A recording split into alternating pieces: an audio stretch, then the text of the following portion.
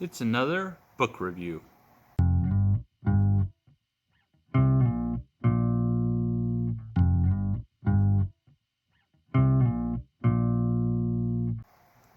Welcome to Life in My Shoes, reviews and such. This week, the glow is slightly diminished, but I'm doing a book review. This is The Quantum Age by Jeff Lemire. So, we've talked a lot recently about Jeff Lemire, and so I think I've spoken perhaps about Essex County. I think I spoke about frog catchers, and I might have spoken about underwater welder. I don't think I ever did Roughnecks. I got Roughneck shortly thereafter, or excuse me, Roughneck. I have Lost Dogs coming in the mail any day now. But what hooked me on Jeff Lemire was, excuse me, the Black Hammer kind of universe he had created. So at Dark Horse Comics, Jeff Lemire has created a superhero universe, and I mentioned it, but I haven't reviewed any of those works. Started with Black Hammer, and is basically a universe of superheroes. So you've got at least 4 volumes of Black Hammer proper, 1 volume Black Hammer 1945. This is a spinoff. This is the Quantum Age, takes place in the future. You also have Dr. Starr. You also have Sherlock Frankenstein. I think there's Skull Digger and Skull Boy or something like that. There will also be a Colonel Weird and a Barbarian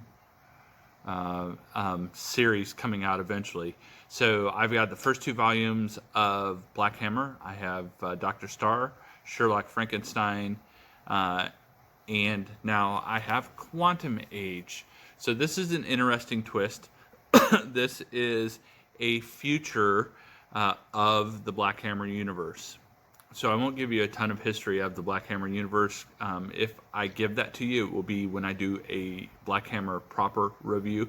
But this is some 100 years in the future of kind of our main story in the Black Hammer universe that we've kind of been following with the heroes. And in the 100 years in the future, so it goes 100 years into the future and kind of starts a story, and then it jumps 25 years from there, so 125 years. So what happens is a group of heroes that look back on that kind of golden age of the Black Hammer universe of superheroes decides to form a superhero league. Again, we are a universal team because we have created travel lanes between all of these different planets. So they create a quantum league, as they call it. And it has members from all these different alien races with alien powers, and basically they're trying to be the superhero force that helps protect the planets in the universe. During an invasion by the Martians, things go south, and they end up having a lot of body count. Spoiler. As a result, several of the heroes hang up their tights, hang up their weapons, and go on their ways. 25 years from there, some people are starting to have inklings of trying to revive the Quantum League, which has, in that 25-year span, has become illegal. Aliens have become illegal, and it's been basically a tyranny, a dictatorship of where kind of Earth-run superpowers are trying to suppress everyone else, and in some cases kill them off. So this is about the reforming of the Quantum League 25 years after the disaster that was the Quantum League. And it does a good job. So this is, you kind of are like, all right, how does this connect back? So it does an adequate job of weaving this back into the core Black Hammer universe. And so I won't give you any spoilers about that, but it definitely has connections, threads, very overt, nothing covert, very overt connections and threads to the Black Hammer universe. So what I will say, It collects a 6-issue limited series plus a free comic book day 2018 and sketchbook.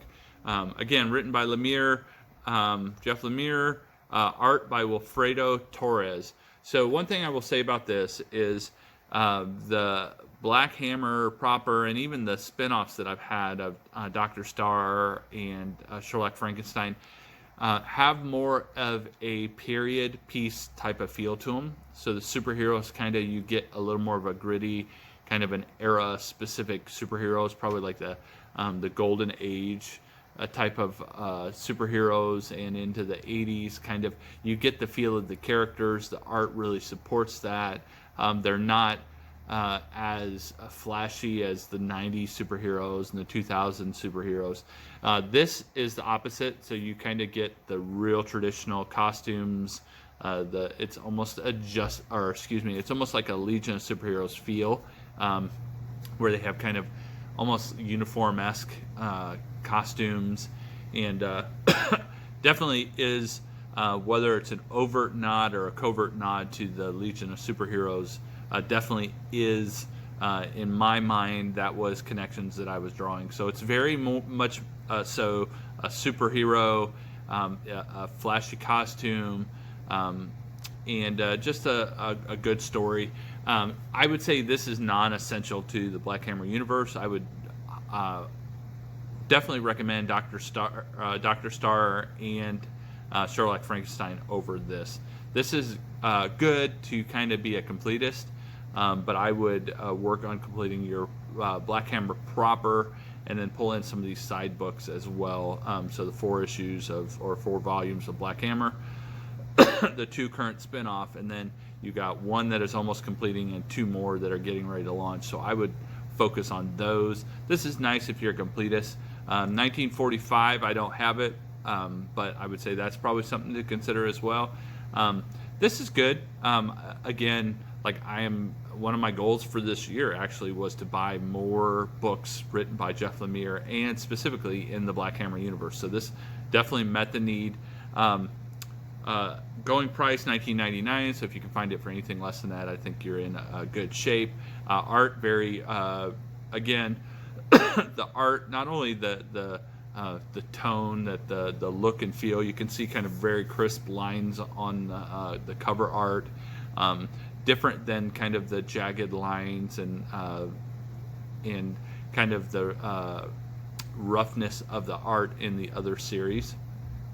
This is very smooth, very defined lines, very superheroic with the costumes and everything. So it's just a totally different feel, but great read. I sat down and read it in one sitting, and was very happy with it. Again, it's not my favorite of all the Black Hammer universe, but it's definitely a nice compliment.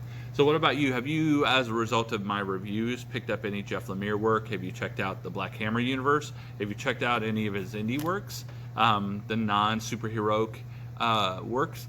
Let me know in the comments below. Give me a thumbs up and a like. Let me know what you think about the reviews of graphic novels, if I've helped educate any of your decisions, or if you have anything specific you would like me to review, you can make a suggestion. Again, these are generally things that I purchase. No one provides these to me, so my ability to do reviews is strictly limited by my budget to buy things to review. So in future, let me know, and maybe I'll be able to educate some of my review decisions based on your feedback.